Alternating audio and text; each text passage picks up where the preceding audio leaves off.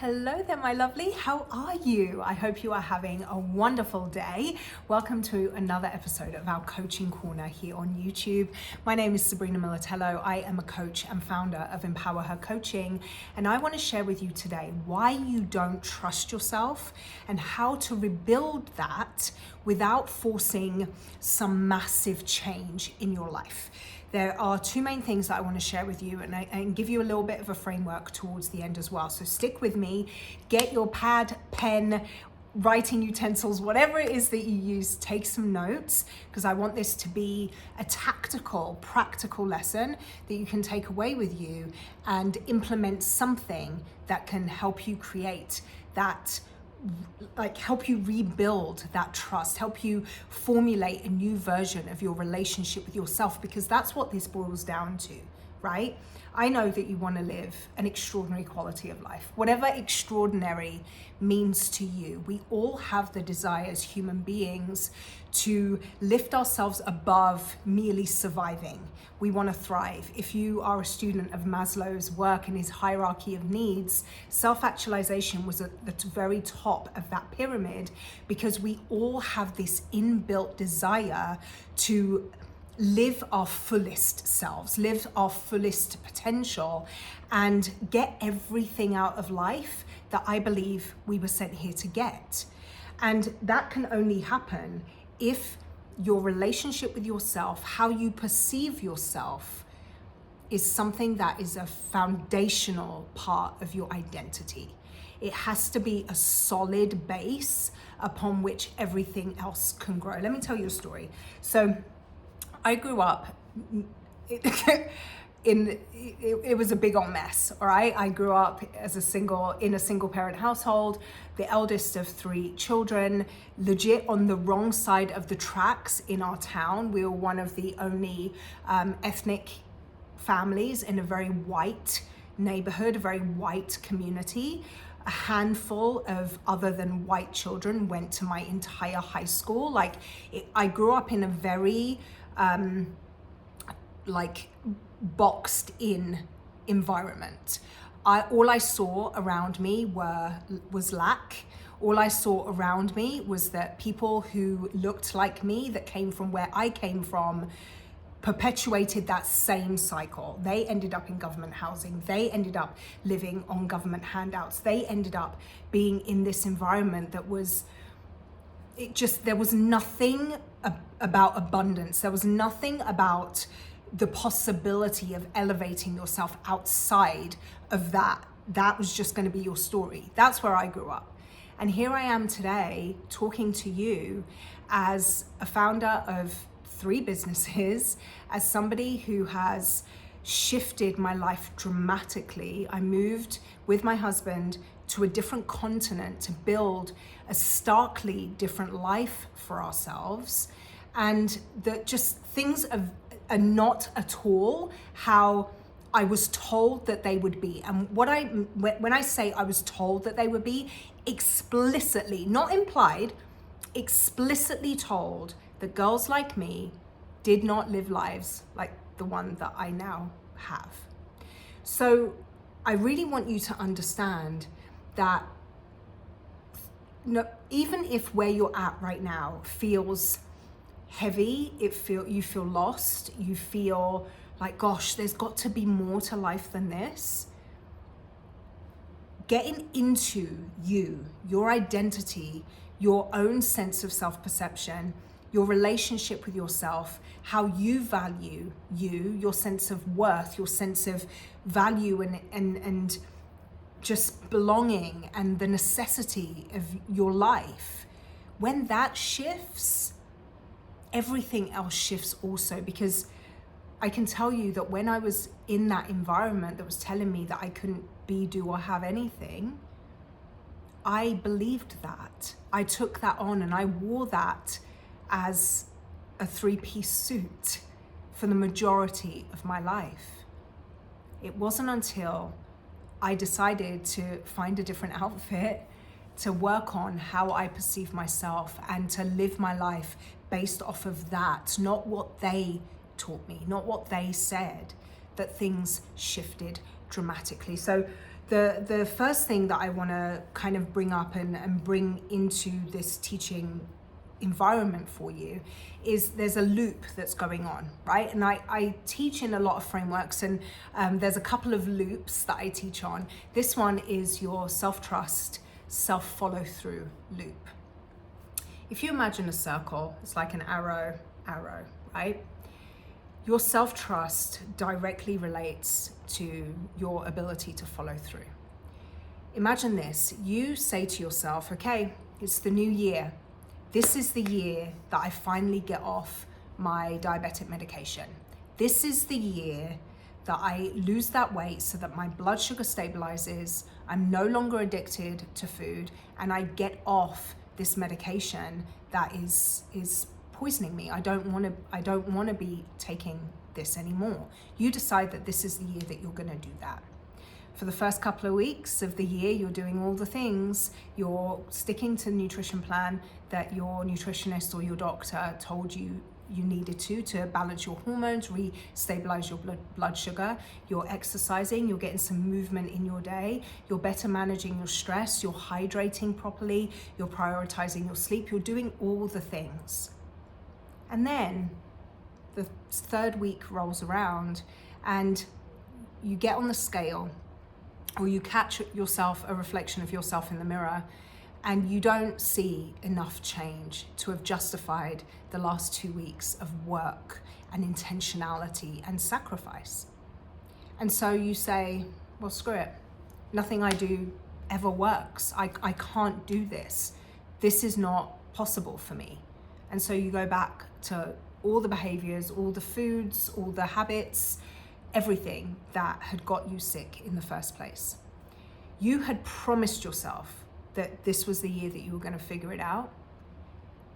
And then you quit and you broke that promise.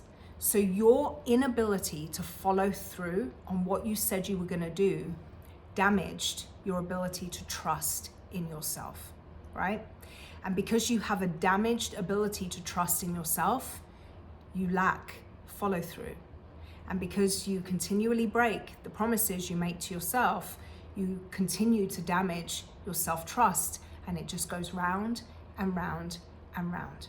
That's where I see a lot of women stuck, and that's the thing that is eroding your ability to truly live into the hopes, the dreams, the aspirations, the goals that you set for your life. It's been stuck in this loop. And when you can break this loop, this is when you can create incredible change in your life without having to force the change. Remember I said that this was a video about why you don't trust yourself and how to rebuild that without forcing change. This is why you don't trust yourself, that loop. And the only way to rebuild that without forcing, like it being a forced thing and you're having to fake it till you make it and grind and hustle and all that desperate kind of energy that comes with forcing change, how you rebuild your self-trust is very, very simple. Listen to me. This is how you do it. You stop breaking the promise. And I know it sounds incredibly easy, doesn't it? It's not easy, but it is that simple. It is that simple. You stop breaking the promise you make to yourself. That day when you get on the scale and you don't see the results that you thought 2 weeks should have given you, or you catch that reflection in the mirror and you're like, wow, nothing has changed on the outside.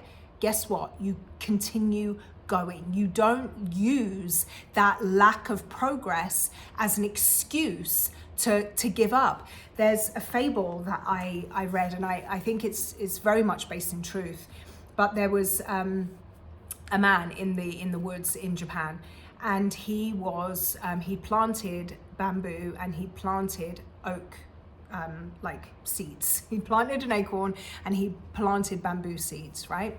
And he did this act with his grandson. Him and his grandson went out into the edges of their yard that backed into the forest, and they planted oak seeds, acorns, and they planted bamboo seeds. And every day the man would go out and he would water and he would make sure the earth was good and all that kind of stuff.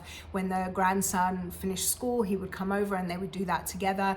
After the holidays, during the summer holidays, after periods of time, this would be when the grandson would come and do this task with his grandfather. And there was a day where the grandson was like, nothing's happening, Papa. Like, I don't see any change. And the grandfather said to him, just wait, just trust, just wait. The grandson was like, okay. And then about 6 months later, the grandson starts to see some shoots coming out of where the oak seed was planted. And he's like, Papa, something's happening. He's so excited. And then he looks at where the bamboo should be and there's nothing there. And he's like, Papa, I think there's something wrong with what we did with the bamboo. It's not growing. And his grandfather very wisely just said, it's okay. We'll just see how it goes. Years go by. I think it's like 2 years in this fable. And the oak tree is growing. It's a full-on tree. It's got its bark, it's got the trunk, it's got some branches, there's some leaves growing from it. And the grandson is so excited, but then he looks at where they planted the bamboo and there's nothing. After years, there's nothing. No stems, no little sapling, no leaves, nothing. And he says to his grandfather, Papa, we definitely did something wrong. Maybe we should dig it up and try again. And his grandfather's like, no, we just leave it, let it do its thing. 10 years pass. And the oak tree is now fully fledged. The grandfather had like built a swing off of it for his grandson and they'd played around it and whatever. One day, the grandson comes to help his grandfather one day. And he looks, and where they planted the bamboo, there's a sapling. And he's like, oh my gosh, Papa, he'd completely given up. He'd actually forgotten that they planted anything in this bare patch of ground. And he looks at his grandfather and he's like, oh my gosh, it's happening. Are we gonna have to wait another 10 years though? Like, look how long it took for this to grow. Is that how long we're gonna take? The grandfather winks at him and just says, just wait. 6 months later, they have a bamboo tree that lifts higher into the air than the oak tree does. 6 months between sapling coming out of the ground to a fully fledged bamboo tree. But it took 10 years to get there. I get chills thinking about this. And the grandson says to his grandfather, Papa, how is that possible? For 10 years, nothing was happening. I thought we did it wrong. And the grandfather said, because for 10 years, the bamboo was spreading its roots. It was setting its solid foundation for the massive growth that it was going to see. That's the difference between trusting in a process and continuing to water yourself, continuing to feed yourself the good stuff, continuing to believe in the step by step process of the change that you're creating, even when you can't see any evidence that it's working. And that's what this process is going to take for you. You have to trust that even if you can't see the progress you want to see, that you think you deserve to see after however period of time you've been involved in these behaviors, you must continue. That's how you break the negative self-trust, self-follow-through loop, and you turn it into one that works for you.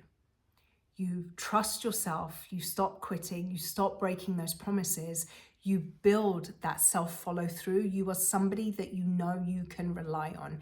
You know that when you say you're going to do something, you're freaking going to do it. And every time you follow through, you build more self-trust, which enables you to continue to follow through and continue to build more self-trust. And it's the exact same loop, but now it's working for you instead of working against you. Now it's moving your life in the direction you want it to go instead of being the very reason you stay stuck. And that's how you rebuild your self-trust without forcing change. Notice you weren't forcing anything. You were allowing the process to evolve as it does and allowing it to change you.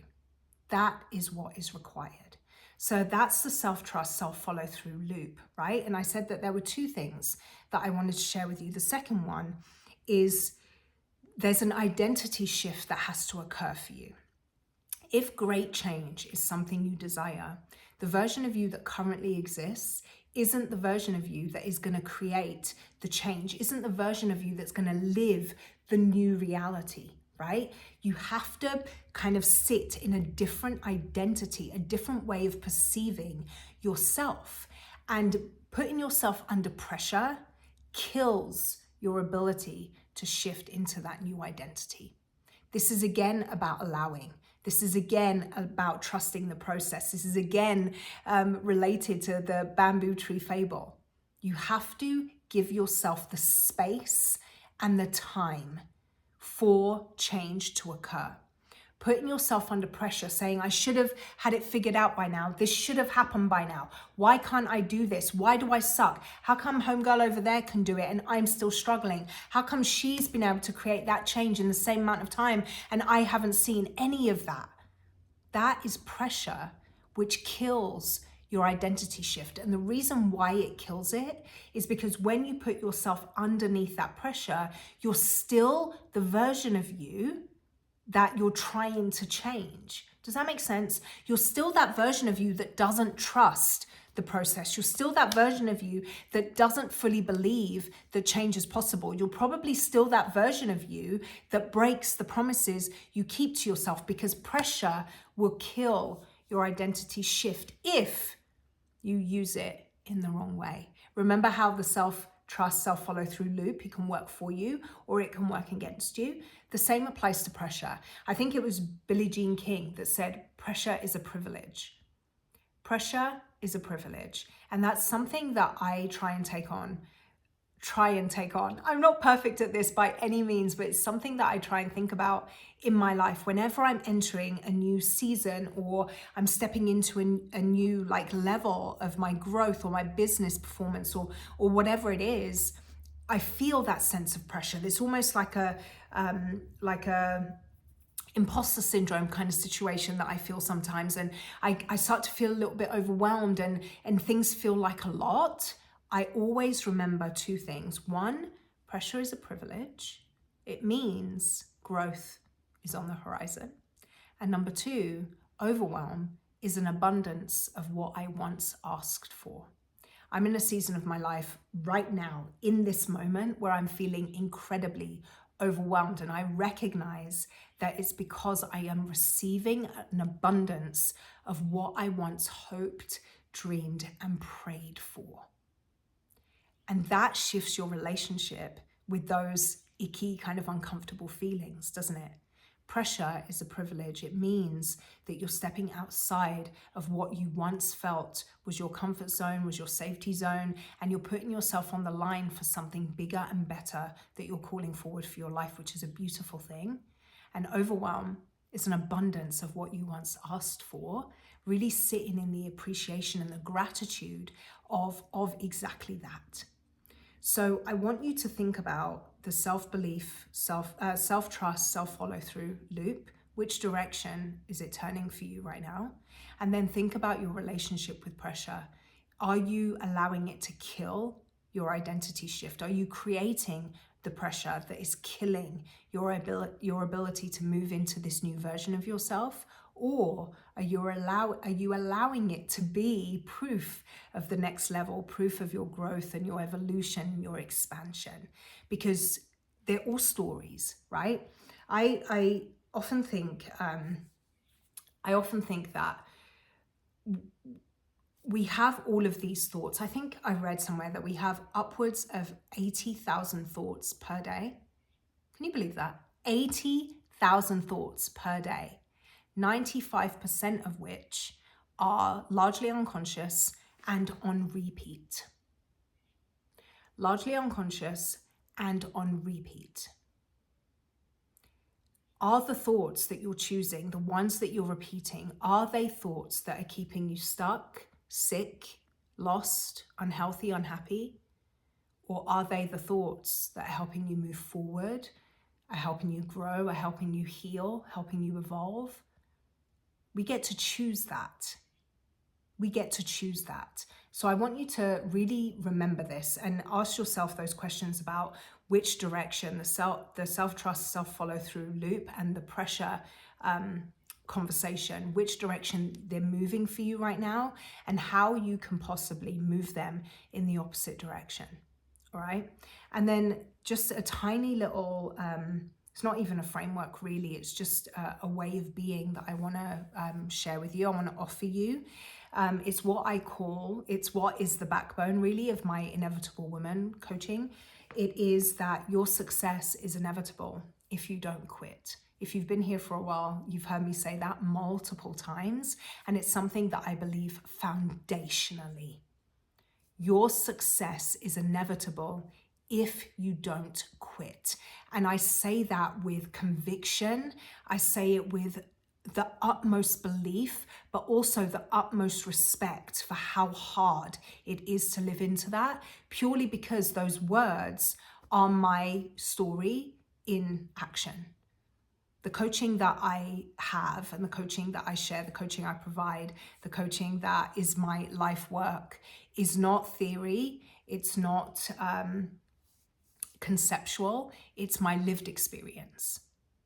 And my Inevitable Woman coaching program, which is my one-on-one coaching practice, is about solidifying this belief, changing your default programming and your default identity into this belief that your success is inevitable if you don't quit. Because when that becomes your foundation, no matter how hard it is, no matter how much of a struggle it is, no matter how long it takes, you are going to do what is necessary to call in and live out the life that you can't stop thinking about. And that's what I want for you more than anything in this world. I hope that this gave you some practical things to go away and do, to call in that change, to be that change, to shift the identity into one that inspires you, uplifts you, that leaves you in awe sometimes of the woman that you've become, because that's how I feel about myself. That's where my relationship with myself has shifted into, and it's beautiful and it's terrifying. And I still have moments when I'm like, oh my gosh, can I? Yeah, we can. We can. Until next time, my friend, take care.